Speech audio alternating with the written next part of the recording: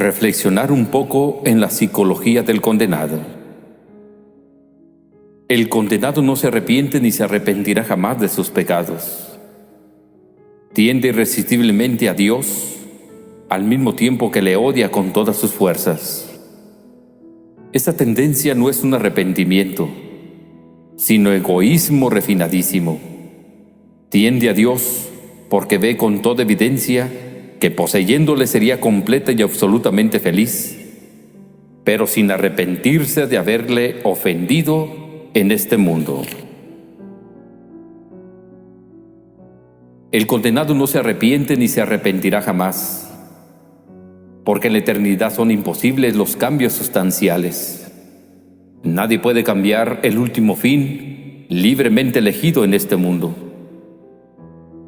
La muerte nos dejará fosilizados en el bien o en el mal, según nos encuentre en el momento de producirse. Si nos encuentra en gracia de Dios, la muerte nos fosilizará en el bien. Ya no podremos pecar jamás, ya no podremos perder a Dios. Pero si la muerte nos sorprende en pecado mortal, quedaremos fosilizados en el mal. Ya no podremos arrepentirnos jamás. El condenado tiende a Dios con un refinadísimo egoísmo. Esa tendencia inmoral no solamente no le justifica ante Dios, sino que es su último y eterno pecado. Desea a Dios por puro egoísmo, para gozar de la felicidad inmensa de sus posesiones, que le producirá el trabajo, pero sin la menor sombra de amor o de arrepentimiento. En estas condiciones es muy justo, señores, que Dios le rechace. Es necesario que sea así.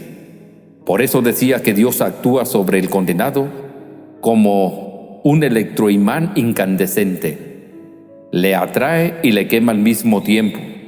No podemos formarnos idea acá en la tierra del tormento espantoso que esto ocasionará a los condenados.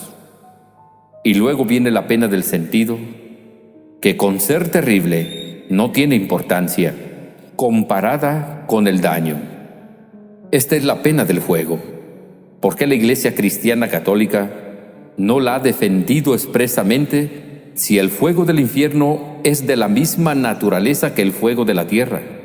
No lo sé. Lo único que sé es que se trata de un fuego real, no imaginario o metafórico. Hay una declaración oficial de la Sagrada Penitenciaría Apostólica contestando a la pregunta de un sacerdote que preguntó qué tenía que hacer con un paciente que no aceptaba la realidad del fuego del infierno, como si se tratara únicamente de una metáfora evangélica. La Sagrada Penitenciaría contestó con ese penitente debería ser instruido convenientemente en la verdad. Y si después de la debida instrucción se obstinaba en no querer aceptar la realidad del fuego del infierno, había que negarle la absolución. ¿Está claro, señores? El fuego del infierno es un fuego real, no metafórico, aunque no podemos precisar si es o no de la misma naturaleza que el fuego de la tierra. Desde el fuego tiene propiedades muy distintas porque el fuego del infierno atormenta no solamente los cuerpos, sino también las almas, y no destruye, sino que conserva la vida de los que entran en sus dominios. Me acuerdo en estos momentos de aquel pobre muchacho de la provincia de Santander. Era un pobre vaquerillo que cuidaba las vacas de su propia casa. Y un día, en el establo de las vacas se declaró un incendio. El muchacho, que estaba viendo la catástrofe económica que se les venía encima, penetró en el establo ardiendo con el fin de hacer salir las vacas por las puertas traseras. Y como tardaba mucho en salir y el incendio crecía por momentos, el padre del muchacho quiso lanzarse también, ya no por las vacas, sino para sacar a su hijo que iba a perecer abrasado. 5 hombres apenas podían sujetarle. De pronto, el muchacho salió gritando y con los vestidos ardiendo.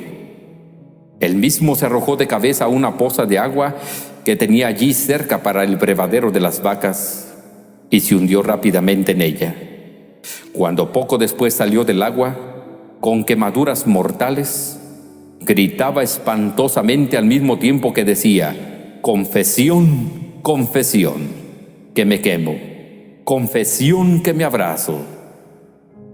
Pocas horas después de recibir el viático, murió retorciéndose en terribles dolores.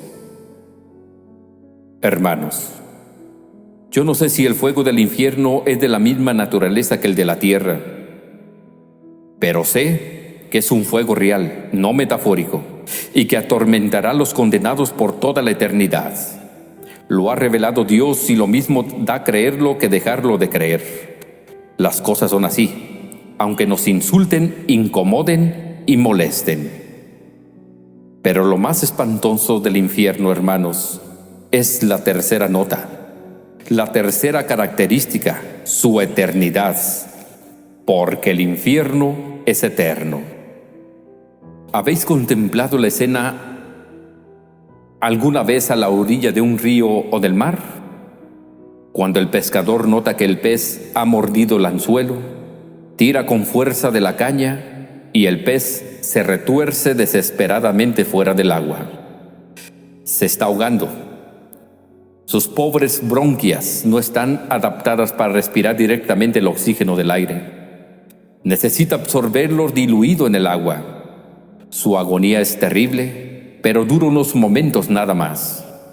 Muy pronto da un nuevo y desesperado coletazo y queda inmóvil. Ha muerto, ahogado. Imagínense, hermanos, el caso de un hombre aparentemente muerto que vuelve a la vida en el sepulcro y se da cuenta de que le han enterrado vivo. Su tormento no durará más que unos minutos. Pero qué espantosa desesperación experimentará cuando se encuentre en aquel ataúd estrecho y oscuro, cuando vea que no se puede mover, que le es imposible librarse de su espantosa cárcel. Qué angustiosa, qué desesperación tan espantosa. Pero durará unos minutos nada más, porque por asfixia morirá muy pronto, esta vez definitivamente. Pues imagínense ahora lo que será un tormento y una desesperación eterna. La eternidad no tiene nada que ver con el tiempo, no tiene relación alguna con él. En la esfera del tiempo pasarán trillonadas de siglos y la eternidad seguirá intacta, inmóvil, fosilizada en un presente siempre igual. En la eternidad no hay días, ni semanas, ni meses, ni años, ni siglos. Es un instante petrificado. Es como un reloj parado, que no transcurrirá jamás, aunque en la esfera del tiempo transcurran millones de siglos. 1 trillón de siglos. Esa frase se dice muy pronto, la palabra trillón, y se pronuncia con mucha facilidad. Ya no es tan sencillo escribirla. Hay que escribir la unidad seguida de 18 ceros. Pero ¿sabéis lo que es un trillón da de sí? Si repartiéramos 1 trillón de centésimos entre todos los habitantes del mundo, al término del reparto cada uno de ellos tendrían 5 millones de pesetas, lo que da de sí 1 trillón, aunque sea simplemente de céntimos. Pero cuando en la esfera del tiempo habrá transcurrido 1 trillón de siglos de la eternidad, permanecerá intacta, sin haber sufrido el menor arañazo. El instante eterno seguirá petrificado. Hermanos, el infierno es eterno, lo ha dicho Jesucristo. Poco importa que los incrédulos se rían. Sus burlas y carcajadas no lograrán jamás cambiar la terrible realidad de las cosas. Pero quizás me digan: Padre, para nosotros los católicos no hay problema. Creemos en la existencia y eternidad del infierno porque lo ha revelado Dios y eso nos basta. Pero, ¿no le parece que para el que no tenga fe el dogma de la existencia y eternidad del infierno es como para desanimarle a abrazar el catolicismo? ¿Cómo puede compaginarse esa verdad tan terrible con el amor y la misericordia infinita de Dios, proclamados con tanta claridad e insistencia en las Sagradas Escrituras?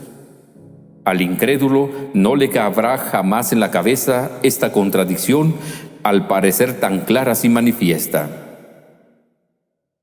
Tienen razón, amigos míos. El dogma del infierno, mirado de tejas abajo y prescindiendo de los datos de la fe, no cabe en la pobre cabeza humana. Humanamente hablando, a mí tampoco me cabe en la cabeza. No me cabe en la cabeza, aunque lo creo con toda mi alma, porque lo ha revelado Dios. Pero ¿saben por qué a vosotros y a mí no nos cabe en la cabeza? Recordad la bellísima leyenda. San Agustín estaba paseando un día junto a la orilla del mar y pensaba en el misterio insondable de la Trinidad Santa, tratando de comprender cómo tres personas distintas sean un solo Dios verdadero, y dándole vueltas a su pobre inteligencia para descifrar el misterio, reparó en un niño pequeño que acababa de excavar en la arena de la playa un pequeño pocito que iba llenando de agua, trasladándola del mar con una pequeña concha. San Agustín le preguntó: «¿Qué estás haciendo, pequeño?». Y el niño contestó: «Quiero trasladar todo el agua del mar a este pequeño hoyito». Pero, ¿no ves que eso es imposible? Más imposible todavía es que tú puedas comprender el misterio insondable de la Santísima Trinidad. ¿No ves que el infinito no cabe ni puede caber en tu cabeza? Y desapareció el niño, porque según la bella leyenda, no era un niño, sino un ángel del cielo que Dios había enviado para darle a San Agustín aquella gran lección. Hermanos, esta es la verdadera explicación. Las cosas de Dios son inmensamente grandes. Nuestra pobre cabeza humana es demasiado pequeña para poderla abarcar. Es cierto que en la Sagrada Escritura se proclama clarísimamente la misericordia infinita de Dios, pero con no menor claridad se proclama también el dogma terrible del infierno. ¿Que cómo se compaginan ambas cosas? No lo sé. Pero ahí están los hechos, claros e indiscutibles. Sin embargo, hermanos, no deja de ser curioso que no nos quepa en la cabeza el dogma terrible del infierno, y no nos quepa sin dificultad alguna otras cosas incomparables más serias todavía. Si lo pensáramos bien, el misterio inefable de la encarnación del Verbo es incomparablemente más grande y estupendo que la existencia del infierno.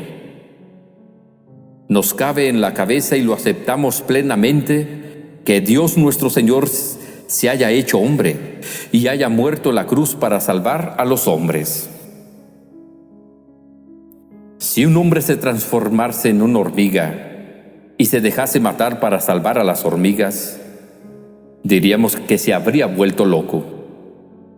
Y sin embargo, entre un hombre y una hormiga todavía hay alguna proporción, alguna semejanza, pero entre Dios y la criatura no hay ninguna semejanza ni proporción. La distancia rigurosamente es infinita. Y Dios se hizo hormiga, se hizo hombre, para salvarnos a los hombres. Y no contento con esta humillación increíble, se dejó clavar en una cruz por aquellos mismos que venía a salvar, y permitió que su Madre Santísima se convirtiese en la reina y soberana de los mártires, asistiendo a la terrible escena del Calvario, donde a fuerza de increíbles dolores conquistó su título de corredentora de la humanidad.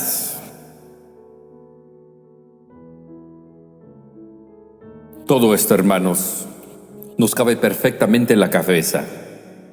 Que Cristo está clavado en la cruz, que su Madre Santísima sea la Virgen de los Dolores, con 7 espadas en el corazón, Todo esto, que es inmenso, que rebasa la capacidad intelectiva de los mismos ángeles del cielo, que no podrán comprender jamás con su portentosa inteligencia angelical, esto, hermanos, nos cabe perfectamente en nuestras pobres cabecitas humanas, pero que ese mismo Dios, que se ha vuelto loco de amor a los hombres, manda al infierno para toda la eternidad al gusano asqueroso que abuse definitivamente de la sangre de Cristo, que traspase el corazón de la Virgen de los Dolores con las nuevas espadas de sus crímenes nefandos.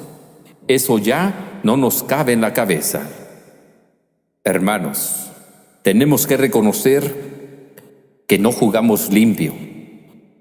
No jugamos limpio. Nos cabe en la cabeza cosas infinitamente más grandes porque nos hace referencia a castigos y penas personales, y no nos caben otras cosas infinitamente más pequeñas cuando se trata de castigar nuestros propios crímenes y pecados. No jugamos limpio. Hay aquí una falta evidente de honradez. Pero ¿no es Dios infinitamente misericordioso? Lo preguntas tú. ¿Cuántas veces te ha perdonado Dios? ¿5? ¿5,000? ¿50,000? ¿Y todavía preguntas si Dios es infinitamente misericordioso? Pero ¿no sabes que si Dios no fuese infinitamente misericordioso, el mismo día que cometiste el pecado, tu primer pecado mortal, se hubiera abierto la tierra y te hubiera tragado al infierno para toda la eternidad?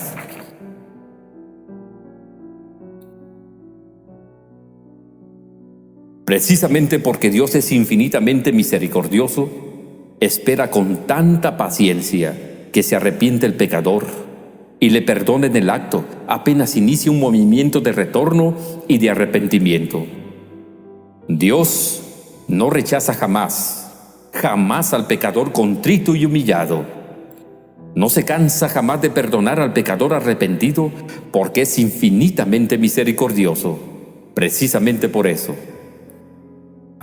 Pero cuando voluntariamente, obstinadamente durante su vida y a la hora de la muerte, el pecador rechaza definitivamente a Dios, sería el colmo de la inmoralidad echarle a Dios la culpa de la condenación eterna de ese malvado y perverso pecador. No puede tolerarse tampoco la ridícula objeción que ponen algunos. Está bien que se castigue al culpable, pero como Dios sabe todo lo que va a ocurrir en el futuro, ¿por qué crea a los que sabe que se han de condenar?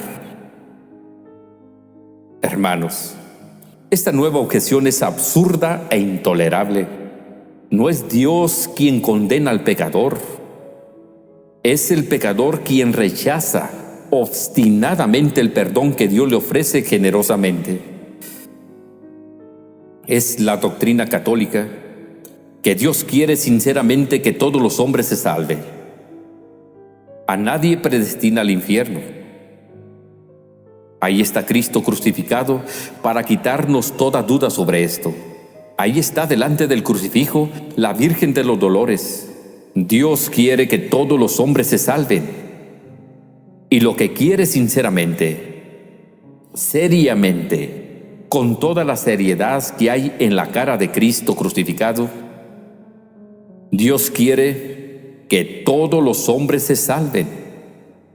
Pero cuando obstinadamente, con toda sangre fría, a sabiendas, se pisotea la sangre de Cristo y los dolores de María, hermanos, el colmo del cinismo, el colmo de la inmoralidad sería preguntar por qué Dios ha criado a aquel hombre a sabiendas que se iba a condenar. Dígame si no es el colmo de la inmoralidad.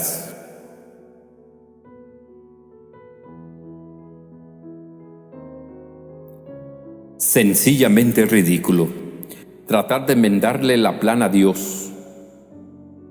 Lo ha dispuesto todo con su infinita sabiduría, y aunque en este mundo no podamos comprenderlo, también con infinito amor y entrañable misericordia.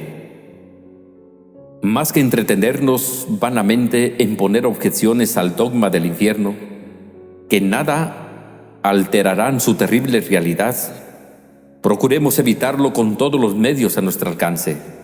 Por fortuna, estamos a tiempo todavía. ¿Nos horroriza el infierno? Pues pongamos los medios para no ir a él. En realidad, como les decía, este es el único gran negocio que tenemos planteado en este mundo. Todo lo demás no tiene importancia. Son problemitas sin trascendencia alguna. Muchacho estudiante que me escuchas,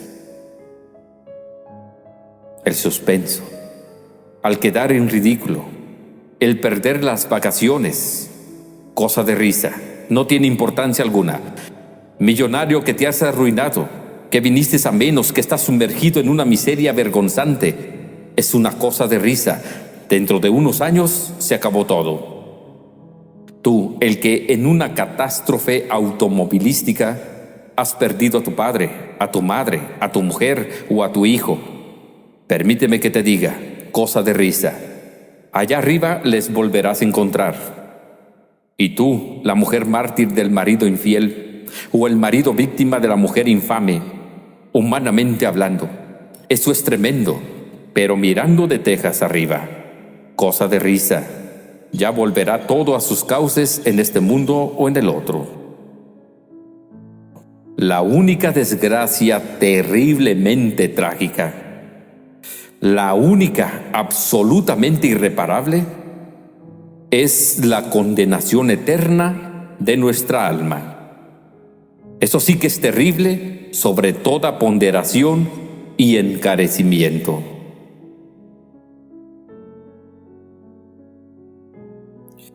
Que se hunda todo, la salud, los hijos, los padres, la hacienda, la honra, la dignidad, la vida misma, que se hunda todo, menos el alma.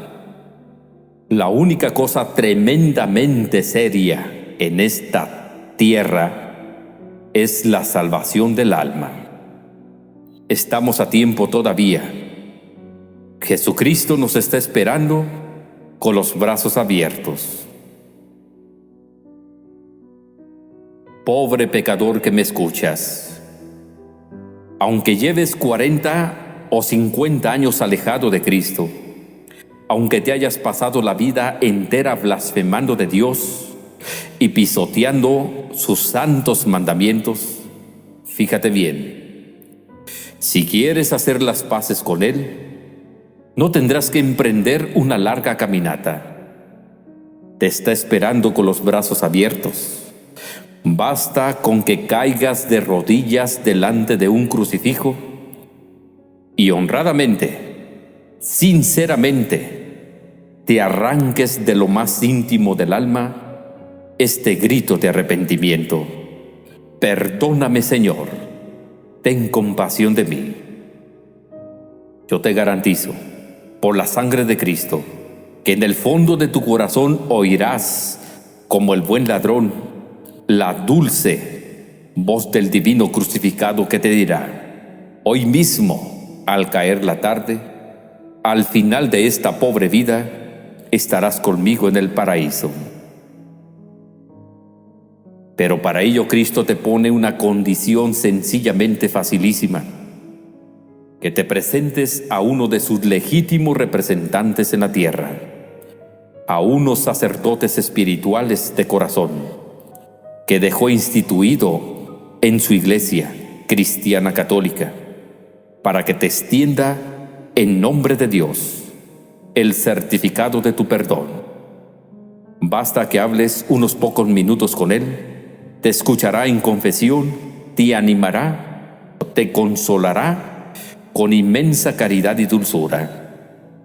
Y en virtud de los poderes augustos que ha recibido del mismo Cristo a través de la ordenación sacerdotal, levantará después su mano y pronunciará la fórmula que será ratificado plenamente en el cielo: yo te absuelvo, vete en paz, y en adelante no vuelvas a pecar.